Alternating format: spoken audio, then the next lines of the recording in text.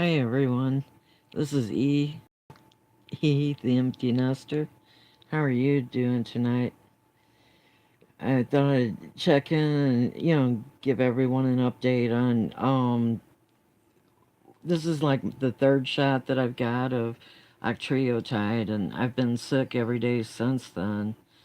And I've kind of decided I'm not going to do the shot anymore. And not sure yet, but I think I'm going to go ahead with the game plan of getting the RIY90 treatment and just no longer take the shot because I can't function with the shot. And every time I go to the emergency room, there's nothing they can do for me. I was in the emergency room pretty much all day yesterday, and the ER doctor said I was looked sick enough to keep, and they were going to keep me. And then the cancer doctors, after they did all the tests, said send her home. So all they did was give me it's some kind of Tylenol with caffeine for the headaches because my head hurt so bad. It was like on a level of 1 to 10, it was 11. My head, no matter what I did, I took heat, like if it's a moist heat where you take like a sock and fill rice up in the sock and then microwave it for 2 minutes and then put it on your head, anywhere that you want to stop the pain. And it normally worked, but it didn't work yesterday. And hang on a second. It's gotten to the point. I didn't do chemo because chemo will kill you and it's not meant for my type of cancer. But the octreotide shot is pretty close to starting to act like chemo. And what do you call that? Sorry. I'm not going to subject myself to no quality of life. Ever since the shot, I haven't been able to function. Thank you, Reverend John. It's kind of like I can't even, I apologize to you for, I finished your video the next day. I could only watch so much of it and then I let the video run, and it made me kind of, not a good friend. The shot doesn't let me function like I used to function. And then I went back the next day and, saw the rest of your video, but, it's to the point that, I can't keep food down, so, and my head hurts, and that's like chemo, and I can't do that. So, I have to think a lot about, the Y90 treatment too, because it's shooting radiation beads up into your liver and killing the tumors, and it has great success, but it's also got side effects too, and it's kind of like you have to choose your quality of life, and I think I'm gonna go ahead and change cancer doctors because mine pretty much has written me off. She continues to run interference on trying to get anything else to happen for me. And, with this guy coming out of the blue, offer me hope that he has a track record in California at UCLA. I think I'm going to do it, but I got to have someone to take care of me, because it's going to be like a week of being really sick after it happens. And then I looked at like it's a residential care unit down here, and they said that I would need like $144 more to even get in there. And it's kind of like I don't know how people um you know why I can see why people are homeless and just give up and just forget it, if you know what I'm saying, because the cost of medical care, the cost of anything is too much.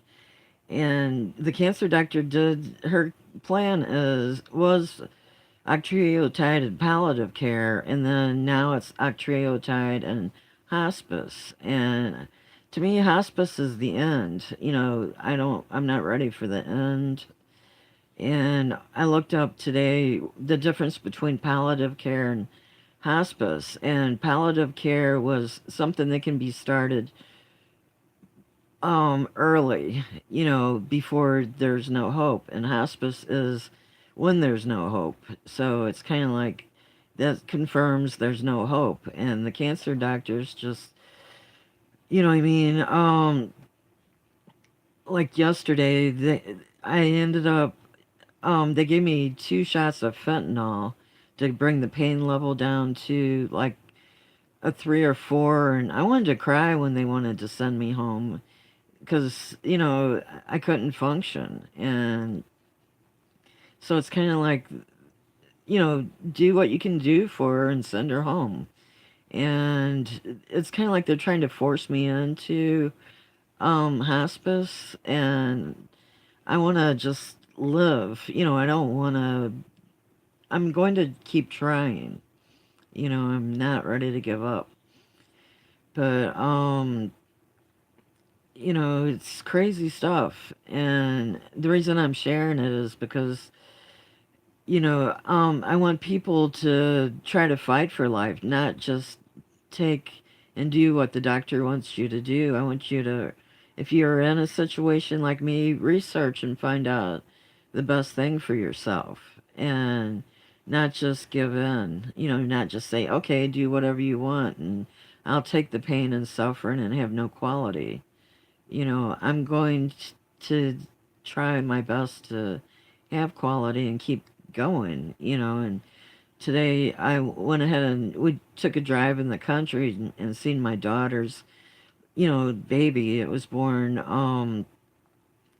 the 24th of October, and they had to take her C-section because she was like 10 pounds, 3.5 ounces, and big baby, and she came out, the daddy's Cherokee, and she came out with hair where, dark hair where most of, my kids and grandkids were blonde hair and, hardly any hair. So, and then she's real, dark skin, not real dark, but for a baby dark. So she's got a good amount of Native American in her, except for, she's got Tessa's nose and really big feet. It's like that big of a feet on a baby, but it's because she was, what's that called? Baby induced diabetes.